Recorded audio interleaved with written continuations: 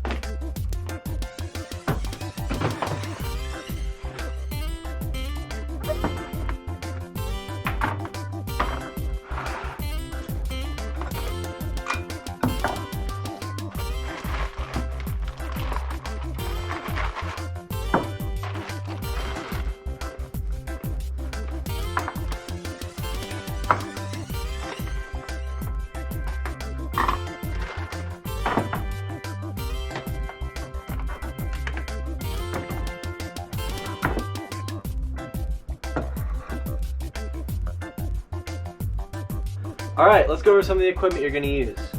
This is going to be your rotary brush holder. You're going to need a nylon bristle brush. You're going to need a brass bristle brush. You're going to need some wax. If you're working on skis with downhill bindings, you're going to need a rubber band for the brakes. You're going to need scrapers. This one's for snowboards and this one's for skis. You're going to need a drill. Make sure it's charged. And you're going to need a waxing iron. Alright, to start we're going to plug in the iron. And then we're going to want to set the LCD screen to 120 degrees Fahrenheit.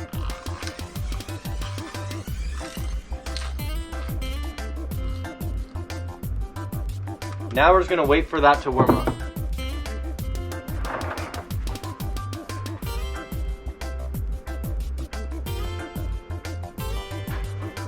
Alright, now we're going to set up the work area.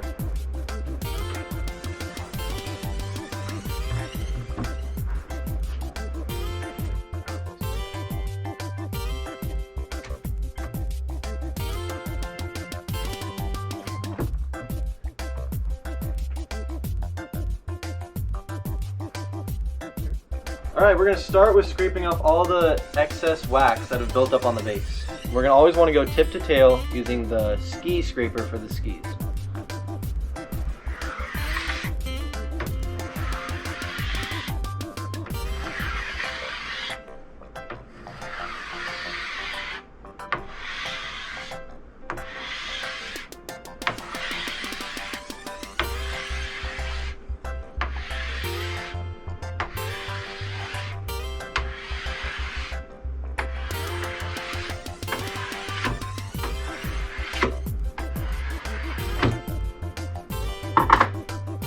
Alright, so as you can see there really wasn't much excess wax built up, and so it was a pretty quick process, and some skis that are going to come into OPR are not going to be as simple as this, and there's going to have quite a bit of excess wax that is built up on the base.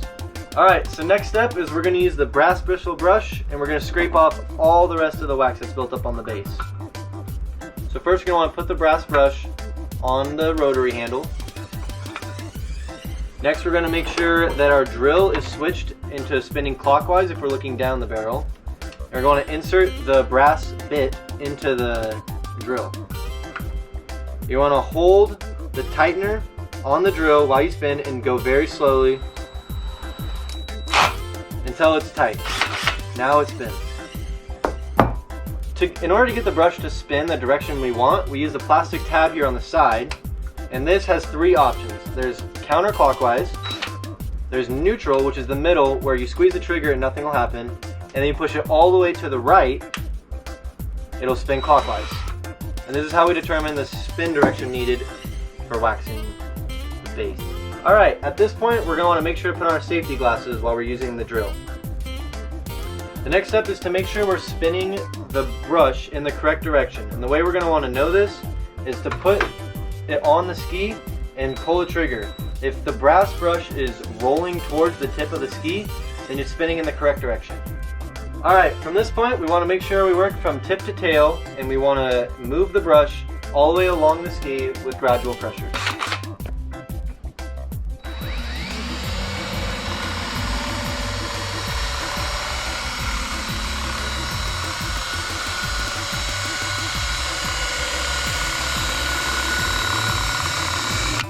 Alright, so from this point, once you're done scraping the base, if it still looks dirty, this is when we would use base cleaner. Alright, the next step is we're going to want to melt the wax onto the ski. So what you're going to want to do is hold the iron upside down and have it tilted a little bit out of corner so all the dripping is coming off one point. The next thing we're going to do is just press the wax into the iron and slowly dribble it all the way down the ski.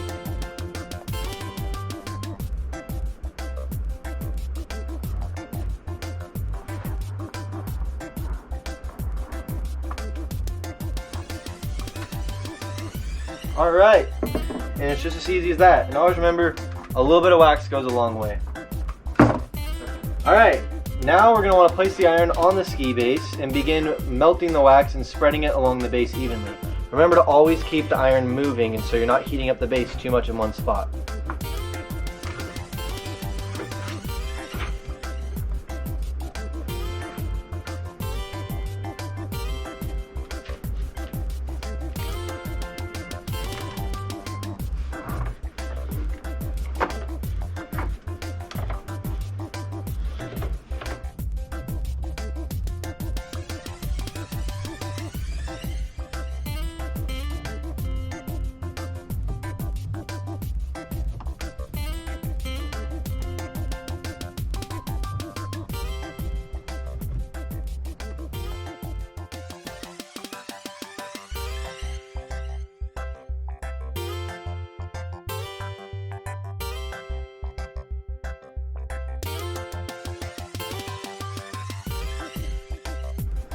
Alright, now we're going to want to let the wax cool down to room temperature. This could take 10 to 15 minutes.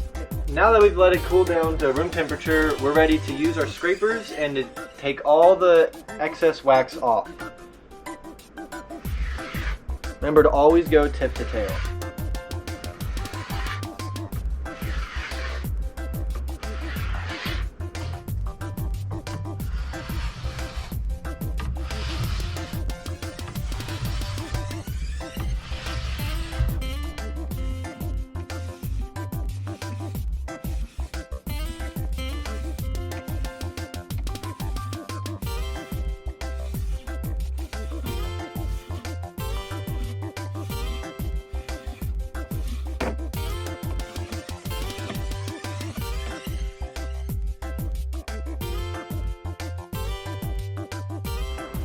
Alright, and now we're going to want to swap out our brass bristle brush for the nylon.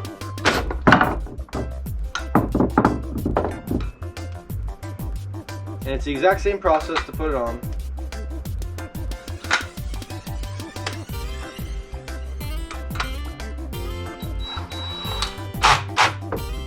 And again, always make sure you're wearing your safety glasses when you're using the brushes. And we're going to want to test to make sure it's spinning towards the tip. Like, for example, that's going to the tail, so we're going to switch directions. There we go.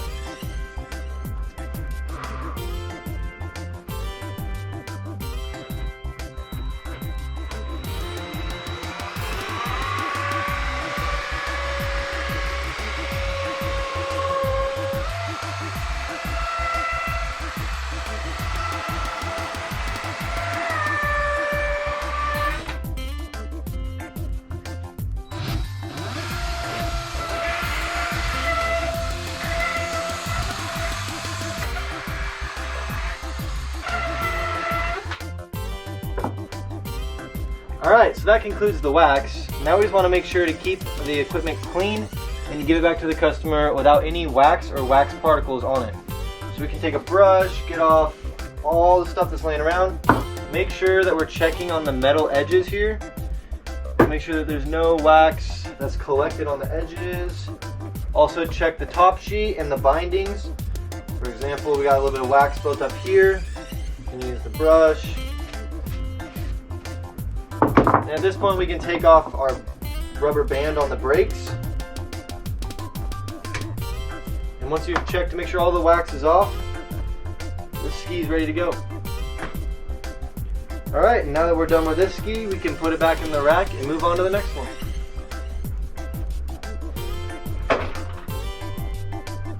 Alright, once we're done waxing, we make sure we want to clean up the space and have it ready for the next person to use.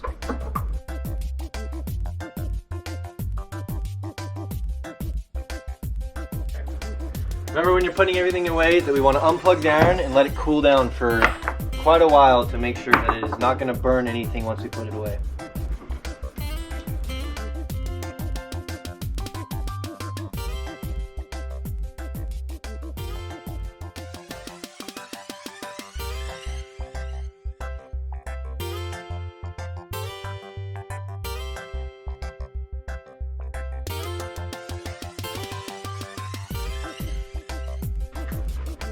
Alright, now it's clean, and the only thing left out is our iron, which is cooling down. And make sure we just keep it out of the way and let people know that it's still warm. And the bench is ready to go for the next person to use.